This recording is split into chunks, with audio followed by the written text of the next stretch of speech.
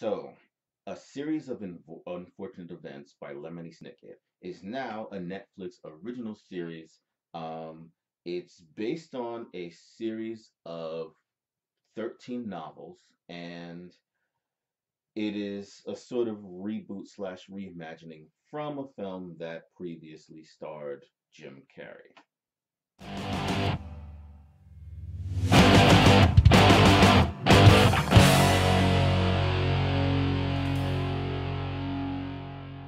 These books, these four books right here.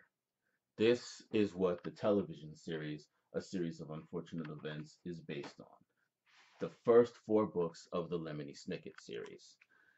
It's set in a highly stylized version of America with a very dark sense of whimsy that's not too different from the Harry Potter films, but much, much, much, much, much darker.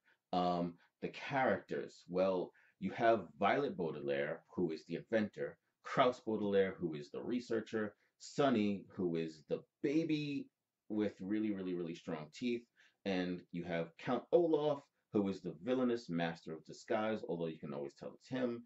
And then you have this banker whose last name I forget, who is a useless idiot who keeps putting the kids in danger in the name of finding them the perfect legal guardian. Uh, the beginning. The Baudelaire children are suddenly orphaned and then sent, they enter into the worst foster care system in the history of fiction. Um, the series is primarily concerned with the evil Count Olaf trying to get his hands on the Baudelaire fortune. You see, the Baudelaire kids are wealthy, but they're also underage, and no one can touch the money until Violet, who is 14 at the time, is 17 years of age. Um, every two episodes tells the story of one of the books. So, as you can tell by the fact that there's four books over here, 8 episodes to the series. Um, and also, you're working through each story is one foster parent at a time. So, four books, 8 episodes, four foster parents, one foster parent at a time. Okay, the ending. The season ends with episode 8, which is the second half of book 4, and out of a total of 13 books in the series. And it ends just as the kids are beginning to understand that there's something bigger happening than just a greedy douchebag trying to get his hands on their money. Um, right around the time they start to figure out that there's something going on with Count Olaf more than just greed. That's about the point where this series ends. The upside, it captures most of the feel of the books, certainly much more than the Jim Carrey film did.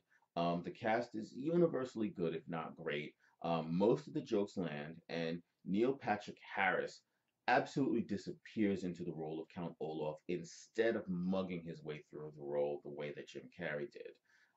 The downside is that the books were also much more bizarre in a way that cannot be captured live action. This is probably something that should have been an animated series, but I guess they chose to try to do the live action thing anyway.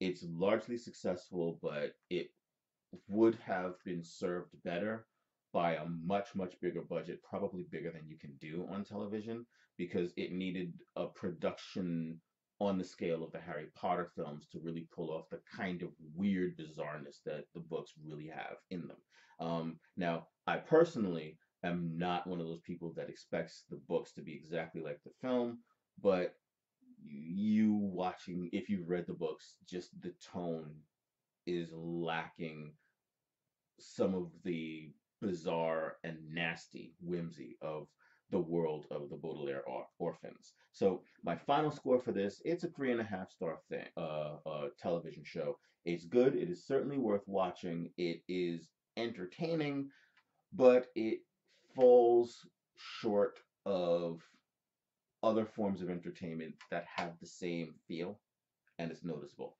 So 3.5 stars for A Series of Unfortunate Events, the Netflix original series.